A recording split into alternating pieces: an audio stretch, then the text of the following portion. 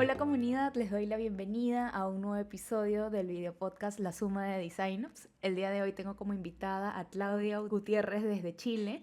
Ella es advisor en data y producto. Sobre Claudia había escuchado mucho en este mundo de diseño y tuve el placer de coincidir con ella en Chile en el 9.5 de Valdivia. Y bueno, estos espacios presenciales ayudan de todas maneras mucho a conectar con colegas que le pueden aportar mucho al desarrollo profesional y fue justo lo que pasó con Clau, que de hecho le invité hace mucho al podcast y después de mucho tiempo retomamos contacto para cumplir esa promesa, ¿no? Así que hoy nos viene a contar sobre un tema que viene profundizando sobre los cambios en el mundo del diseño y cómo la tecnología y la data impactan los cambios que hay en la práctica. Así que Clau, bienvenida, feliz de que estés aquí con nosotros hoy día. Cuéntanos un poquito sobre ti, quién eres y qué haces. Hola Ale, bueno, primero muchas gracias por la invitación. Sí, fue un placer, yo también había escuchado mucho de ti, fue un placer coincidir en Valdivia, en la gran conferencia 9.5 en noviembre del año pasado en Chile. Bueno, yo llevo mucho tiempo en el tema del UX, más de 25 años, cuando esto no siquiera se llamaba mucho UX y cuando recién estaba empezando Internet. Siempre me llamó mucho la atención un poco cómo juntar, yo vengo, mi background es en comunicaciones, pero cómo empatizar con los usuarios, entonces así fui derivando un poco al tema de experiencia de usuarios, que antiguamente se llamaba, incluso al principio era webmaster, después arquitecto de información, y hoy estoy dedicada al tema de experiencia de usuario en data. ¿Por qué? Porque, bueno, he estado trabajando mucho en temas de gobernanza desde hace muchísimo tiempo. De hecho, me tocó hacer una de las últimas guías de gobernanza digital del gobierno de Chile y de ahí dije, bueno, la gobernanza es importante, sobre todo cuando tenemos muchos y muchos sitios y muchas aplicaciones relacionadas con lo mismo. Y partí en gobernanza en diseño, después gobernanza en contenido y finalmente en datos. Y a partir de eso me empecé a especializar en el tema de data y en inteligencia artificial y hoy día soy advisor de data y producto y estoy tratando de evangelizar un poco a las nuevas generaciones de diseñadores y de profesionales de experiencia de usuario en el tema. Genial, bueno, bienvenida Clau, creo que vienes a contarnos, o bueno, creo que va a ser muy valioso lo que vas a venir a contarnos el día de hoy, así que si quieres empezamos viendo y conversando un poco sobre esas últimas tendencias que has visto que se han presentado en el mundo del diseño. Me parece súper valioso que como tú dices, vienes incluso de trabajar en estos temas desde hace mucho, inclusive desde antes que se oficialice el término como tal. Así que veamos ya esas tendencias que empiezan a incorporarse y cómo estas han ido afectando a la forma de trabajo, a las decisiones, todo. Ahí cuéntanos un poquito cómo va este tema. Bueno, yo creo que hoy día un poco cuando nosotros hablamos de inteligencia artificial está todo este hype. Es decir, todo es inteligencia artificial, ¿cierto? Desde un chat, desde GPT, ¿cierto? Que nos ofrece esta manera de poder empezar a simplificar la manera en que estamos buscando, en que estamos encontrando información. Y dentro de este hype creo que ha sido muy malentendido. No sé si malentendido, ha habido un poco de... Yo lo asimilo mucho a cuando nació la web. Cuando nació la web hace 25 años era muy desde el lado tecnológico. Entonces se ha dejado mucho de lado ver la parte de cómo los usuarios están interactuando con estas tecnologías. Entonces, que la tecnología sea la solución, cuando estamos hablando de inteligencia artificial y que hoy día es un hype, es un poco lo que a mí me preocupa hoy en día y de no considerar la inteligencia artificial como la solución para todo, sino que más bien entender cómo la inteligencia artificial y los datos están cambiando la manera en que los seres humanos interactuamos con las interfaces, porque no es lo mismo. O sea, nosotros estamos acostumbrados a interactuar como seres humanos con las interfaces, con datos que son estáticos, ¿cierto? ¿Y qué pasa si las interfaces ahora empiezan a generarse en el momento en que nosotros las estamos pidiendo, ¿cierto? Y no son interfaces mucho más fluidas y que además pueden salir a través de distintos outputs, a través de un computador, ¿cierto? De una aplicación del teléfono o a través del refrigerador o de la puerta, etcétera. Todo se transforma en una interfaz. Entonces cambia la manera en que interactuamos. Y a mí me preocupa un poco eso, de ver cómo nuestra materia prima, como diseñadores está cambiando, porque no hemos preocupado mucho del pixel, hemos sido como pixel céntricos, ¿cierto? Y en eso no hemos preocupado mucho de cuál es la herramienta que usamos para diseñar ese pixel. Llámese Figma, llámese Sketch, llámese como se llame, en vez de preocuparnos desde cómo solucionamos, le damos una solución correcta al usuario desde las raíces del diseño, cómo solucionamos problemas. Entonces es más que nada ver cómo dejamos de entender la tecnología como la solución y nos preocupamos de ver cómo los usuarios están usando esta tecnología que está cambiando, que tiene una materia prima que está cambiando, y cómo entendemos esa materia prima para darle la mejor solución a los usuarios que sea más adecuada a las necesidades. Porque una de las otras cosas que está pasando mucho con la inteligencia artificial es que yo pongo en ChatGPT o lo como se llame, Gemini, Claude, etcétera, un request, ¿cierto? Un prompt, y muchas veces ese prompt o en un chatbot no nos trae la respuesta que nosotros necesitamos. Entonces, ¿cómo nosotros como diseñadores nos preocupamos que la inteligencia artificial cumpla lo que el usuario necesita? Creo que por ahí un poco va. Sí, de acuerdo. Creo que, o sea, lo que has mencionado es preocuparnos más por el seguir como empatizando con el usuario, entendiendo cuáles son sus necesidades y no solamente, bueno, ahora tengo esta herramienta y me enfoco solamente en la herramienta, sino es mira un poco más allá y de cómo desde el inicio vienes diseñando para solucionar los problemas que tienen los usuarios, ¿no? Entonces está súper bueno, las herramientas creo que en el camino se van a seguir incorporando, van a seguir evolucionando y hay que saber cómo incorporarlas, pero no depender de ellas para bueno, atender a quienes estamos diseñando, ¿no?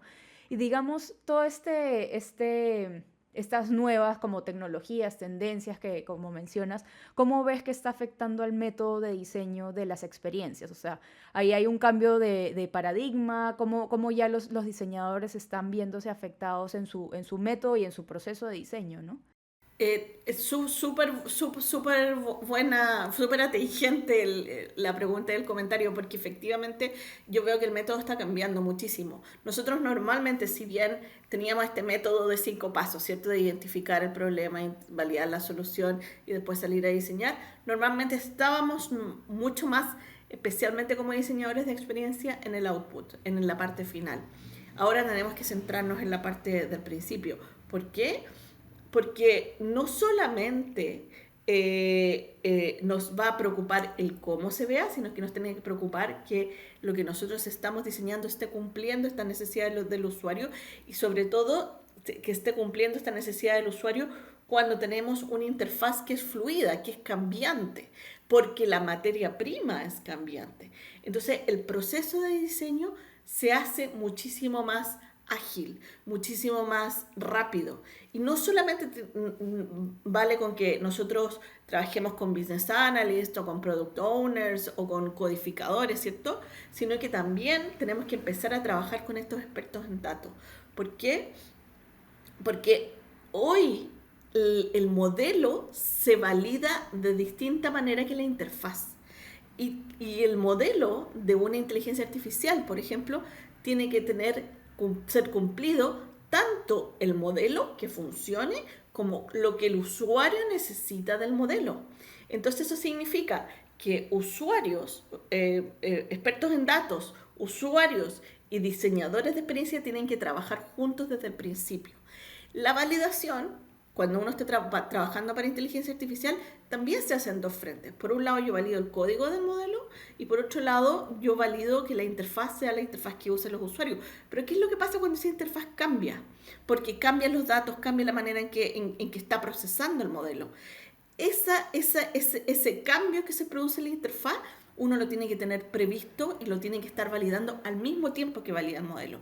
Se hace muchísimo más ágil. Entonces, primero es un proceso mucho más ágil, mucho más rápido, y donde tiene que haber colaboración total entre diseñadores y expertos en datos, y a su vez el diseñador transformarse en un experto en datos, no para codificar y hacer un modelo, sino para entender qué tipo de datos están viniendo en la interfaz. Es un proceso mucho más ágil. es un proceso que además necesita mucha más validación que las etapas que hemos tenido históricamente dentro de nuestro proceso de diseño. Y es como te decía, es un proceso que es mucho más colaborativo, donde necesitamos estar trabajando en conjunto, tanto el negocio como los expertos en datos, como los diseñadores permanentemente. Sí, no, y me parece súper interesante es que hay cada vez esta necesidad de que tomes en cuenta como estos otros stakeholders o perfiles dentro de tu proceso, pero además como que a lo que me suena es que el diseñador sigue evolucionando su carrera y me parece que está convirtiendo como un perfil mucho más robusto, porque ya no es el que diseña la parte visual de la experiencia también, sino es un diseñador mucho más completo con inclusive un elemento, un skill de dato, ¿no? O sea, es que no todos los diseñadores lo tienen y que creo que cada vez se va a ir robusteciendo más, pero me parece muy, muy bonito cómo el diseñador sigue mutando su carrera y sigue incorporando como estos nuevos skills a su maleta de lo que tiene para ofrecer al negocio, ¿no? Y digamos en esta línea, Clau, y de hecho creo que lo conversábamos fuera del episodio, es como has visto que se puede, o que esto se va transformando justamente al diseño de del diseño de experiencias al diseño de procesos, porque ya es una perspectiva y es como una propuesta diferente que el diseñador viene a incorporar a las propuestas que hacen, ¿no? Entonces, ¿cómo empezamos a hablar ya en este contexto sobre el diseño de procesos? Como te decía antes, es súper importante volver a las raíces del diseño, volver a entender cuál es la problemática para darle una solución. Y la solución ya no es única, sino que pueden ser múltiples soluciones porque el usuario puede estar en múltiples contextos y puede pedir sus datos a través de múltiples dispositivos, múltiples outputs, etc. Por lo tanto, cada solución, a su vez, hay que entender de cómo va a ir saliendo. Como no podemos controlar el output, porque ya no podemos controlar todo lo que dice, lo que sí podemos controlar es que se esté dando la solución al problema de diseño inicial, ¿cierto? Que en el fondo que cada solución sí se está cumpliendo lo que el usuario necesita. Y para ese control necesito entender muy bien cuál es el problema. Por eso yo creo que es más un diseño de procesos que un diseño de una solución, porque por la solución ya no tenemos el control. La solución va a ser, de hecho, muchos diseñadores están súper asustados porque dicen, la inteligencia artificial me va a acabar con mi trabajo, ¿cierto? Sobre todo los que son más operacionales. Yo creo que al contrario, hay que reconvertirse para poder estar dentro de lo que las escuelas de diseño siempre enseñan, que es volver a estas raíces críticas del diseño. Entonces, ya la inteligencia artificial se va a preocupar de codificar, ¿cierto? De poder generar un diseño de manera mucho más efectiva, mucho más rápida de lo que hacemos nosotros. Entonces, lo que nosotros necesitamos, nuestra parte de control, está en cómo damos esta solución desde un principio. Y para eso hay que entender todo lo que está pasando en ese proceso. Porque cuando estamos hablando sobre todo en temas de datos, no es solamente lo que trae, sino que también todas aquellas aristas de dónde está la máquina, de dónde está el ser humano, de toda esa parte ética y regulatoria de cómo nosotros queremos ver la experiencia. Por ejemplo, yo estoy tratando de tener una lista de las películas que me interesan, ¿cierto? Y que probablemente van a cambiar dependiendo del contexto, del país donde estoy, del lugar donde estoy, del momento del día, de con quién estoy. Y pueden salir múltiples outputs, ¿cierto? Pero para eso necesito saber cómo funciona esa lista de películas, desde dónde viene, dónde las puedo dar, en qué país las puedo dar, hacia quién van. Entonces, todo eso forma parte mucho más de un proceso que de un output final, porque del output final no vamos a tener el control. Entonces, creo que eso va a cambiar fundamentalmente cómo nosotros como diseñadores tenemos que entender y tener, como te digo, mucho más el control de cómo está hoy el problema, de qué funciona, de qué hay en el problema, de que cómo se ve la solución de ese problema. Claro, sí, sí entiendo. Y hablando ahí justo o sea, sobre este cambio de paradigma y del foco mayor en diseño de procesos, hablando ya sobre el propio diseñador, o sea, ¿qué variables nuevas va a empezar a encontrar el diseñador en este tipo de diseños y que tiene que incorporar en su mismo proceso de diseño?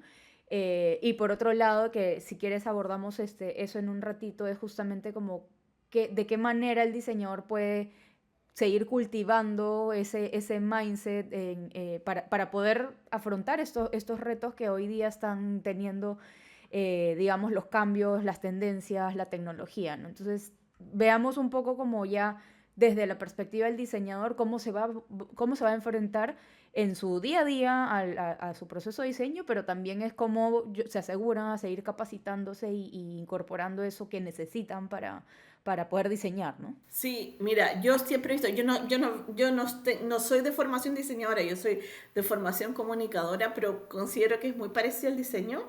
Y yo siempre creo que las profesiones más humanistas, más artísticas, nos vemos como si fuéramos unas pelotitas, unas formas redonditas, ¿cierto? Que somos creativos, que somos visuales, que nos gusta contar historias. Y nos han enseñado bastante poco en nuestra vida a estructurar eso. Entonces, ¿cómo nos transformamos de ser estas pelotitas en los cuadraditos, que son más lógicos, más estructurados, más analíticos, ¿cierto? Donde se repiten patrones. Sí, creo que eso es fundamental. Tenemos que cultivar en que el diseño se vea como una disciplina interdisciplinaria, intertemática, entre lo estructurado versus esto más visual, más creativo.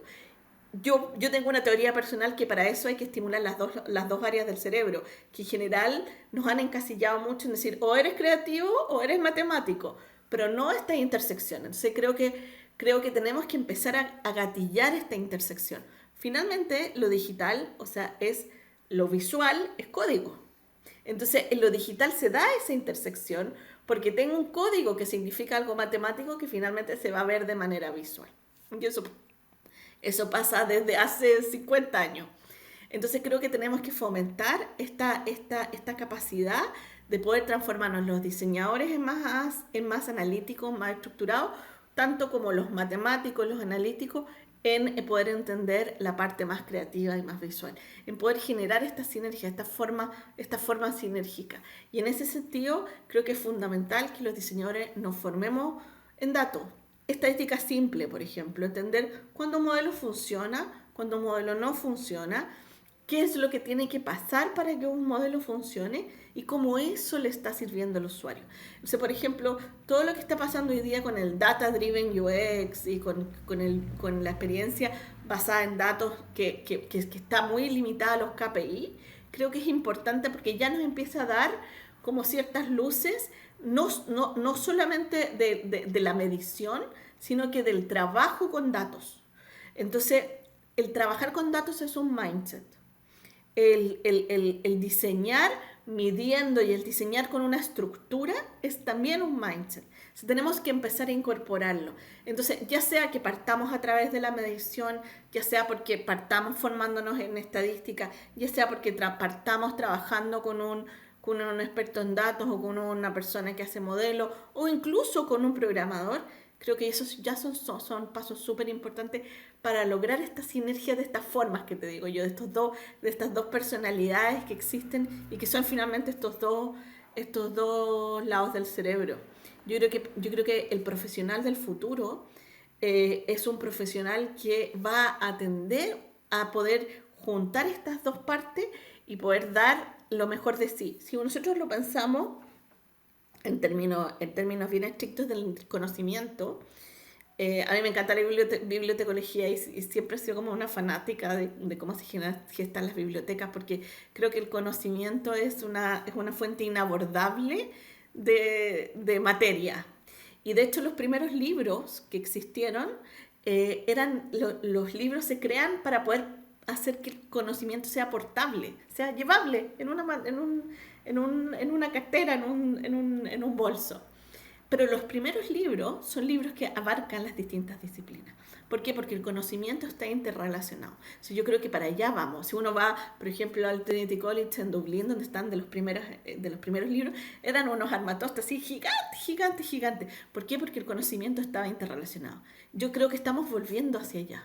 Y me encanta eso porque finalmente yo vengo de las comunicaciones, de programar, de hecho me formé con un posgrado en Data Science y yo digo, ¿cómo lo hice? No es en el colegio me decían, no, es que tú eres humanista. No, yo veo humanista, yo tengo un lado artístico porque efectivamente hago diseño y hice un posgrado en comunicación visual y también hago código. Entonces eso te genera te hace cerebros interrelacionados.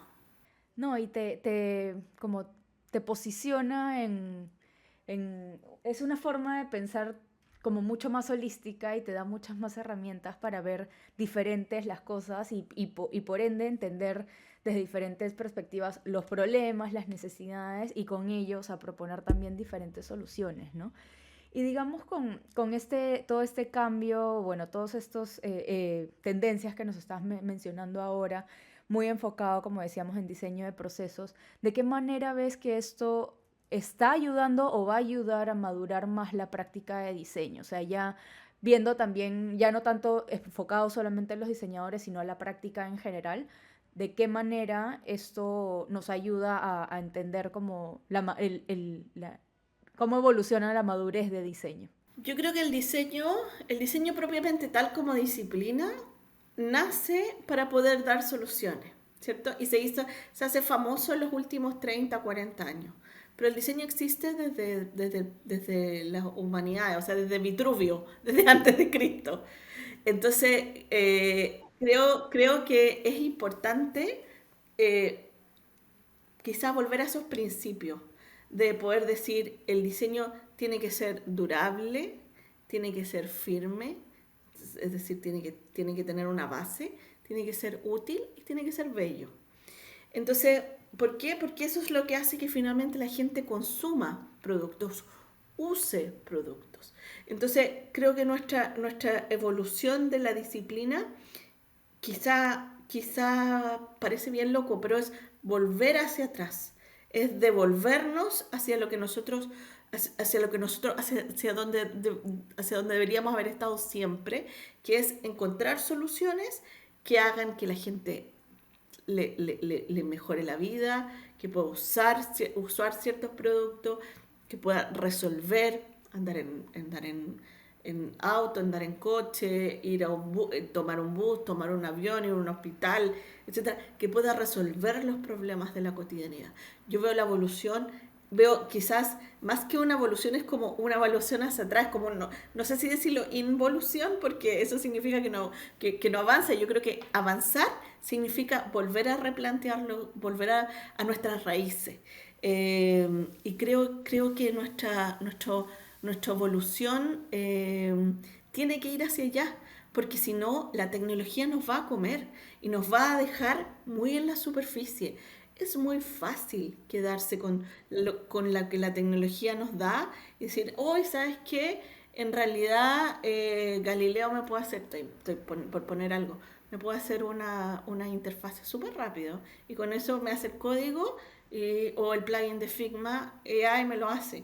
Es súper fácil quedarnos como en el hype de la tecnología y no volver a replantearnos. Entonces creo que ahí está nuestra raíz. Sí, y hablando, o sea, también como en línea con esta última pregunta, pero ya pensando como el diseño dentro de una organización, sea corporativa, sea de consultoría, de servicios, lo que sea, ¿consideras que esto va a ayudar al diseñador a que tenga como un puesto, un asiento sobre la mesa y en conversaciones donde antes no estaba? Porque retomo el tema que mencionabas al inicio de que empieza a involucrarse o a relacionarse con otros stakeholders que anteriormente tal vez no estaban tan acostumbrados como los perfiles estos de datos, que creo que son como para los stakeholders de negocio más confiables porque al final hablan en números, hablan en el mismo idioma que negocio. Pero cómo esto has visto, como te digo, en futuro cercano, cómo ves que va a ayudar al diseñador a tener como mayores herramientas para sustentar su trabajo? O sea, ya ahí cómo va esa parte a nivel organización. Yo creo que el diseñador, eh, lo que ha pasado en los últimos años es que se ha puesto como un ente más operacional. Entonces, ¿quiénes han ganado terreno? Han ganado terreno, como bien dices tú, Ale, las personas de negocio, los que hablan en el mismo idioma. Como diseñadores de experiencia, nosotros tenemos que ser empáticos, porque ese es nuestro trabajo, entender al otro para darle lo mejor, que sea más útil, más durable, más firme, más bello, etc. Y como somos empáticos, tenemos que siempre preocuparnos de hablar de hablar el idioma que hablan los otros. Desde nuestro lado, porque ese es como nuestro, no sé si se nos pide, pero es como lo que uno presupone de un diseñador de experiencia. Si tiene que ser empático con un usuario, no solamente tiene que ser empático con su usuario final, sino que también con los stakeholders que le rodean dentro de una organización. O sea, hablar el idioma del otro es fundamental, porque eso te permite generar una conversación en un nivel en que, o al menos gatillar en una conversación en un nivel en que todos se entiendan. Yo siempre he visto las organizaciones como torres de Babel, así como que todos estuvieran hablando idiomas distintos y todos tuvieran objetivos distintos. Y el diseñador tiene este rol como de articulador, de traductor entre estas distintas torres de Babel, porque viene desde su perfil de empatía, porque es algo que uno presupone a un diseñador de experiencia. Entonces, si nosotros nos posicionamos desde ese punto de vista, ya dejamos de ser operacionales, sino que nos transformamos en articuladores de una organización para que la organización logre sacar a la luz soluciones de problemas de los usuarios que muchas veces ni siquiera conocen. Entonces, creo que en ese sentido, los diseñadores no podemos estar encasillados en entregar una interfaz, en entregar una solución final, sino que necesitamos hablar el negocio, necesitamos hablar el idioma de los datos, necesitamos entendernos con los otros y para poder posicionarnos en un rol articulador y traductor. Y ahí hay otra cosa que es súper relevante y quizás la voy a decir no viniendo desde el diseño, pero creo que es importante que nos veamos como articuladores y traductores sin querer poner nuestro trabajo sobre el otro. Porque muchas veces los diseñadores, me incluyo, tendemos a decir, hoy, no, es que esta es la mejor interfaz, esta es la mejor solución, tú no sabes, porque yo sí sé. No, lo que nosotros tenemos que hacer es tratar de poder hacer que todos estén de acuerdo en lo que vamos a sacar. Y muchas veces hay batallas que se pierden y hay batallas que se ganan en ser estos articuladores. Si llevamos a un mindset de articulación, en el fondo, organizacionalmente es natural que nuestro rol sea un rol transversal en una organización, no un rol supeditado a la salida de un producto. Y eso, a su vez, tiene una relación con lo que te decía antes, con entendiendo el dato desde la raíz del problema. Yo puedo generar transversalidad, porque puedo, y entendiendo el proceso, puedo saber quiénes están metidos dentro de ese proceso y hacerlos que conversen para dar una solución. Y lo que yo haga como diseño, bueno, obviamente uno siempre se enamora de sus soluciones, pero tratar de enamorarnos lo menos posible, porque lo relevante es que salgan las soluciones. Es ser como articulador invisible. No, está súper bueno, Clau, todo lo que nos has compartido en el episodio, porque creo que llama mucho a la reflexión para quienes nos escuchan. No hay, obviamente, o sea, creo que la intención justamente no es que haya una receta de, bueno, tienes que hacer esto y esto y esto para sumarte o agarrar la ola de las tendencias, sino cuestiona también mucho, o llama al cuestionamiento del mismo diseñador de qué está haciendo, cómo está haciendo su proceso hoy en día, para justamente seguir vigente y seguir generando como mucho valor en la organización y al equipo en donde está, ¿no? Así que me parece súper interesante todo lo que nos has compartido. Muchas gracias. No sé si igual tienes como algunas reflexiones finales sobre esto que estamos conversando, como para ya ir terminando el episodio, sobre todo como ese llamado, como te decía, a la reflexión del diseñador, o qué otros consejos le puedes dar a ellos para que puedan seguir generando valor e impacto a través de lo que ellos están haciendo como diseñadores. Yo creo que lo primero es que han habido tantos blogs y tantas cosas diciendo que el UX está muerto, que el mercado se ha ido para abajo, que no lean eso. No sé si no lo lean, pero véanlo desde una manera reflexiva, no hay que asustarse. Yo creo que nuestro rol efectivamente va a cambiar, tenemos que empezar a posicionarnos en estas otras áreas, estas áreas desde donde siempre deberíamos haber estado posicionados. ¿Y por qué creo que nos fuimos desvirtuando? Porque, insisto, es más fácil siempre quedarse con la parte operativa, con la tecnología. Y nuestro rol siempre tiene que ser reflexivo. Somos seres que damos soluciones y para eso tenemos que articular soluciones. Entonces, yo creo que mi mayor consejo es como decir, sin asustarse, pero tampoco sin quedarse quieto, empezar a buscar estos nuevos lugares y eso también yo creo que orgánicamente va a permitir que las organizaciones también funcionen con diseñadores en otros niveles. Súper bueno, Clau. Gracias de verdad. Igual antes de terminar la conversación te hago la pregunta que es común en todos los episodios, más pensado en nuestro perfil como designers, que es qué skill, conocimiento, actitud recomiendas que deba tomar en cuenta los designers para afrontar los retos que hoy en día has visto que tienen los equipos de diseño. Uy, los designers hoy día todas las operaciones de diseño con la inteligencia artificial van a poder estar súper medidos y con la inteligencia artificial va a permitir eficientar mucho más los procesos. Y ahí creo que también se suma un nuevo skill dentro de Design Ops, que son las Data Ops. ¿Desde dónde están los datos?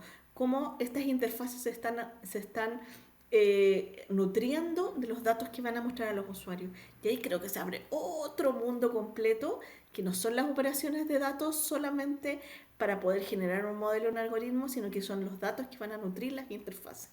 Y ahí se abre todo un capítulo de Data Ops. Así que creo que los Design Ops tienen mucho camino por recorrer todavía y para eso hay que generar skills que los diseñadores tengan en skills en datos. Hoy de hecho ya existe un rol que se llama el AI Product Designer, incluso en el AI Ops. Entonces el Data Ops creo que por ahí va un poco. Genial, no, está súper bueno, Clau, y muy en línea con lo que hemos estado conversando ahora. Así que bueno, mil gracias por haber venido a visitarnos al podcast. Muy feliz porque como te digo, creo que no, o sea, espero que se estén llevando como muchas reflexiones para cuestionarse de qué es lo que están haciendo, cuál es su rol hoy en día y cómo quieren seguir evolucionando como diseñadores. Así que gracias por tu tiempo hoy día y todo lo que nos has compartido. Gracias a ti, Ale, por la invitación y gracias a todos los que nos van a escuchar y feliz de poder seguir compartiendo y metas en este mundo. Sí, así es. Y gracias a los que nos han acompañado hasta esta parte del episodio. Ya nos vemos en un par de semanas. Adiós. Chao.